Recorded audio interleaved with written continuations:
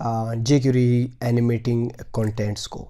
ठीक है, तो अपने इस क्लास में हम लोग डिस्कस करते हैं jQuery के अंदर एजेक्स को। ठीक है, एजेक्स ये बेसिकली क्या होती है, एसिंक्रोनस जावास्क्रिप्ट एंड XML।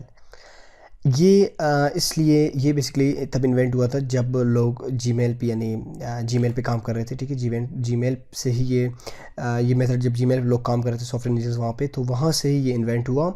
और इस मेथड के ज़रिए आप क्या कर सकते हैं बेसिकली कि कोई भी चीज़, कोई भी फाइल लाइव आप अपने वेब पेज में बगैर पेज को रीलोड करते हुए आप इसको डिस्प्ले करवा सकते हैं। ठीक है, यानी किस तरह लाइव, यानी डेटाबेस से भी आप डेटा उठा सकते हैं, या उस फाइल में कोई भी फाइल आप सेव कर ले जो हम लोग अभी करने जा रहे हैं, उसको भी आप अपने पेज में लाइव बगैर रीलोड किए ला सकते हैं। ठीक है, तो एजेक्स की एक मैं आपको लाइव अगर एग्जांपल दे दूं, तो लेट सपोज अगर आप जाएं वहाँ पे फेसबुक में देख ले। ठीक है, कि आम मशहूर एग्जांपल इसकी, या फेसबुक से जो फेसबुक की लाइक बटन का एग्जांपल ले ले। ठीक है, जब आप लाइक पे क्लिक करते हैं तो पेज बगैर रीलोड होते हुए उस पर वो एक्शन परफॉर्म होती है। या कमेंट्स को देख लें कि जब आप कमेंट्स सबमिट करते हैं तो बगैर रीलोड करते हुए कमेंट सबमिट होती है। या कोई और एक्शन फेसबुक में अगर आपने देख ली हो, फेसबुक में बहुत सी चीज़ें आपको एजेक्स की बहुत सी एग्जांपल्स आपको मिल जाएंगे।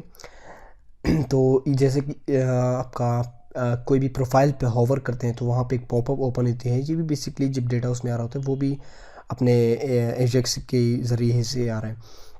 और इसकी एक और मिसाल, जब आप ईमेल वगैरह करते हैं, ठीक है, जब आप की जो ईमेल खुली होती है लेकिन फिर भी आपको ईमेल आ जाती है। ठीक है, जब बगैर पेज को रिफ़्रेश करते हुए आपको ईमेल मिल जाती है, तो ये बेसिकली एजेक्स के ज़रिए ही होती है।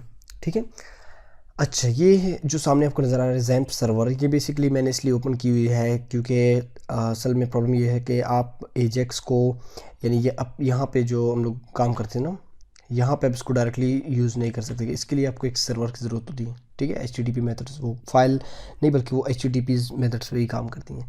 अच्छा, तो ये जो आप इसको अगर हम आपकी जो सेक्शन 1 है जहाँ पे हम लोगों ने HTML पढ़ ली थी, आप वहाँ से भी आप अपनी ऑनलाइन सर्वर भी सेटिंग कर सकते हैं कि आप ऑनलाइन एजेक्स पे किस तरह उसको अपलोड कर सकते हैं। ठीक है, वैसे वहाँ पे तो एजेक्स के बारे में नहीं है, वैसे अपलोडिंग के बारे में कि आप अपना FTP किस तरह सेट कर सकते हैं, डोमेन होस्टिंग वगैरह वगैरह, तो आप इसको ऑनलाइन भी यूज़ कर सकते हैं। लेकिन हम इसको ऑनलाइन यूज़ करने के बजाय अब ऑफलाइन ही यूज़ करेंगे। ठीक है, क्योंकि बहुत से लोगों के पास ऑनलाइन सर्विसेज मौजूद नहीं होती, तो उनके लिए जैम्प सर्वर यूज़ करनी होगी। ठीक है, अब जैम्प सर्वर के बारे में अगर आपने मज़ीद डिटेल्स देखनी है तो हमारे PHP सेक्शन में आ जाएं, तो वहाँ से आपको जैम्प सर्वर के बारे में मज़ीद इन्फॉर्मेशन मिलेगी। लेकिन बेसिकली क्या है जैम्प सर्वर, ये भी एक सर्वर है जो जहाँ पे हम PHP या जो वर्डप्रेस या दूसरे जो काम होते हैं ना, तो वो ऑनलाइन सर्वर पे अगर आप नहीं करना चाहते तो इसके ज़रिए भी आप कर सकते हैं। बस ये है कि ये लोकल रहेगी। ठीक है, वो वाइड रहेगी, यानी वाइड रेंज पे, लेकिन ये लोकल ही रहेगी। और ये हम लोग इसलिए प्रैक्टिस वगैरह के लिए जैम्प सर्वर यूज़ करते हैं। ठीक है, ये थोड़ा फास्ट भी है। तो इसको आप डाउनलोड करते हैं और सी में इंस्टॉल करते हैं। ठीक है, और फिर इसको यहाँ से रन करते, अगर आप अपने स्टार्ट मेन्यू में जाके यहाँ पे जैम्प लिख लें। ठीक है, जैम्प कंट्रोल पैनल, इसको ओपन कर लें। जब इसको आप इसको डाउनलोड करके इंस्टॉल कर लेंगे तब। ठीक है, अब जब ये ओपन होगी ना तो यहाँ पे आपको ये बेसिकली बता देगी कि भाई ये ऑन है या ऑफ़ है, मतलब किस सर्विसेज को आपने स्टार्ट करनी है, इसकी किसको ऑफ़ करनी है। मैं आपको भी इसका एग्जांपल देता हूँ। अच्छा, फिर आपने इसको एक्सेस किस तरह करनी है, कम ऑन।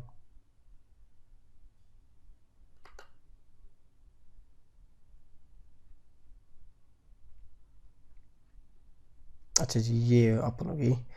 इतनी बहुत, क्योंकि हम लोगों ने क्लिक ज़्यादा की थी ना उस पर, तो इसलिए शायद अभी ओपन होगी। अच्छा, वैसे यहाँ पे ये जो देखिए सर्विसेज अपाची भी चल रहा है और MySQL भी चल रहा है। ठीक है, ये वैसे इसकी डिटेल्स अगर आप PHP के सेक्शन में जाके वहाँ पे आपको मिल जाएगी सेटिंग टूल्स में। ठीक है, लेकिन अब यहाँ पे ऑन है, तो आप इसको किस तरह एक्सेस कर लेंगे, लोकल होस्ट के ज़रिए। लोकल होस्ट जब आप यहाँ पे लिख के इंटर करते हैं ना, तो आप इस जब आपकी सर्वर ऑन होगी, जैम्प ऑन होगी, तो आप इस चीज़ को, ये जो पेज है ये आपको नज़र आ जाएगी। ठीक है, अच्छा, अब हम क्या करते हैं, सबसे पहले यहाँ पे जो हमारी टेक्स्ट एडिटर है इसको ओपन करना है, और इसकी जो फ़ाइल है वो आपने इस आपकी जो लोकल सर्वर है इसमें जाके कहीं पे आपने इसको सेव करनी है। सही है, तो इसमें सेव करने का मतलब ये है कि जो जो हम लोग jQuery एजेक्स यूज़ करने जा रहे हैं, शायद वो मतलब वो इसी में ही काम करती है, ठीक है। आपकी ये हम लोग बेसिकली लोकल ही सर्वर यूज़ कर रहे हैं। अपन नया फ़ाइल बनाना है बिल्कुल उसी तरह, और इसके अंदर आपने जो HTML की बेसिक स्ट्रक्चर थी सबसे पहले वो आपने इंक्लूड करनी है, ठीक है। अच्छा, स्टार्ट लेने सबसे पहले जो HTML की बेसिक स्ट्रक्चर थी, HTML ओपन क्लोज। चलिए सबसे पहले तो मैं इसको सारे ख़त्म कर सेव करता हूँ इसको कहीं पे, ठीक है। आपने इसको सेव करना है या सेव एज पे क्लिक करके, ठीक है। अच्छा, कहीं पे भी, अच्छा कहीं पे भी नहीं ये अब लोकल सर्वर में ही आपने सेव करना है, क्योंकि ये फ़ाइल को अब नहीं देखता, ठीक है, क्योंकि एजेक्स हम यूज़ कर रहे हैं। वैसे तो आप कहीं पर भी इसको सेव कर सकते हैं, ठीक है।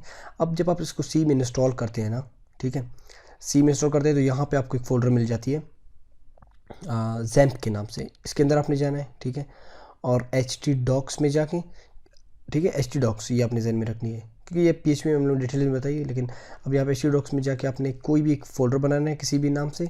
सपोज़ मैं बनाता हूँ ajax के नाम से, ठीक है। अब इसके अंदर जाके आपने इसको सेव करनी है किसी भी नाम से। लेट सपोज़ मैं इसको सेव करता हूँ किस नाम से, ajax के ही नाम से सेव करता हूँ, ajax.html, ठीक है। ये मैंने सेव कर लिया। अब इसके अंदर मैं एक काम करता हूँ कि HTML की जो बेसिक स्ट्रक्चर है वो यहाँ पे इंक्लूड करता हूँ, ठीक है। टाइटल क्या थी, एजेक्स हम लोग पढ़ रहे हैं, और बॉडी ओपन बॉडी क्लोज, ठीक है।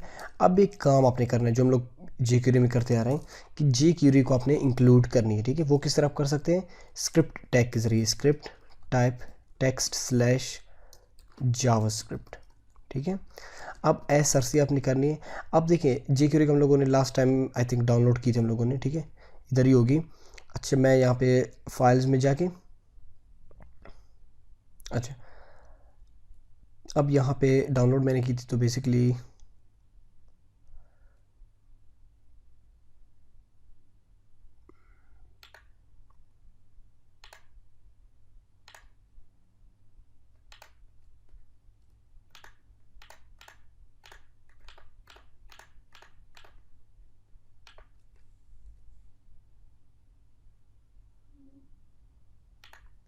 डाउनलोड्स के फ़ोल्डर में।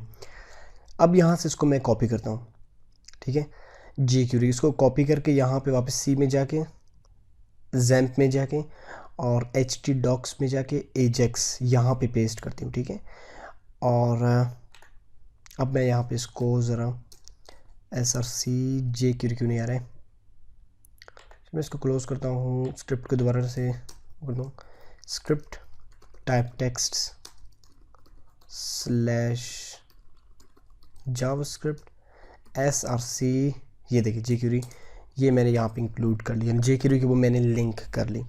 अब ajax को किस तरह यूज़ करना है, अच्छा मैं इसको यूज़ करने के लिए सबसे पहले एक काम करता हूँ कि, अच्छा अब आप इसको यानी जो आपकी फ़ाइल है इसको आप किस तरह एक्सेस कर सकते हैं, ठीक है।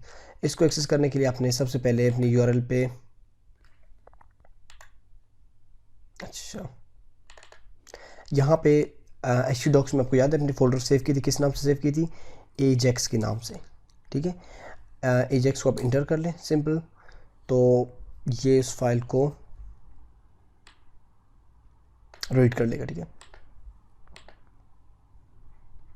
क्या प्रॉब्लम है, अच्छा ajax देखिए ये आपको फाइल बता रहा है, jQuery को आपने ओपन करी तो मुझे ajax.html को ओपन करनी है, तो ये जो आपने फ़ाइल बनाई थी वो यहाँ पे आ गई। अच्छा इसके बाद आपने एक और छोटा सा काम करना है, अगर आप दोबारा अपने इसमें जैम्प में जाए, ठीक है, और htdocs में जाके ajax के अंदर मैं एक सिंपल टेक्स्ट फाइल क्रिएट करता हूँ यहाँ पे, ठीक है। न्यू में आके यहाँ पे किधर टेक्स्ट डॉक्यूमेंट, यहाँ पे आके किसी भी नाम से मैं इसको सेव करता, लेट सपोज इन्फो के नाम से सेव करता हूँ, ठीक है। और इसमें कुछ लिखता हूँ, दिस इज़ सम टेक्स्ट, ठीक है, दिस इज़ सम टेक्स्ट लिखता हूँ और इसको क्लोज करता हूँ। अच्छा एजेक्स के ज़रिए मैं इसको यहाँ पे शो करवा देता हूँ। तो किस तरह आप शो कर लेंगे, सबसे पहले तो स्क्रिप्ट टैग आपने ओपन करनी है और स्क्रिप्ट टैग आपने क्लोज़ करनी है। अब यहाँ पे हम लोग वैसे यूज़ करते थे jQuery डॉट पोस्ट मेथड भी हम लोग यूज़ कर सकते हैं, ठीक है, गेट मेथड भी यूज़ कर सकते हैं और ajax भी। लेकिन हम लोग फ़िलहाल यहाँ पे वैसे अगर आपने PHP की आपको बेसिक नॉलेज हो, पोस्ट और गेट मेथड बेसिकली क्या होती है, पोस्ट जो होती है वहाँ पे जो डेटा आप लेते हैं तो वो आपको शो नहीं होती, ठीक है, वो हिडनली वो रिसीव होती है। और जब आप गेट लेते हैं तो गेट में डेटा शो हो जाती है, ठीक है। तो इस बार हम डेटा में शो करनी है, तो मैं गेट में लेता हूँ फ़िलहाल। अच्छा, गेट पे क्या कहता हूँ कि इन्फो और .txt को गेट कर ले और फिर कॉमा यूज़ करके एक फ़ंक्शन चलाता हूँ, ठीक है, सिंपल। अब इस फंक्शन के अंदर मैं एक वेरिएबल पास करता हूँ डेटा के नाम से, ठीक है। अब इसके अंदर बेसिकली क्या होगी, अब ये जो info.txt है वो इस फंक्शन में जो वेरिएबल बनी हुई डेटा इसके अंदर सेव है।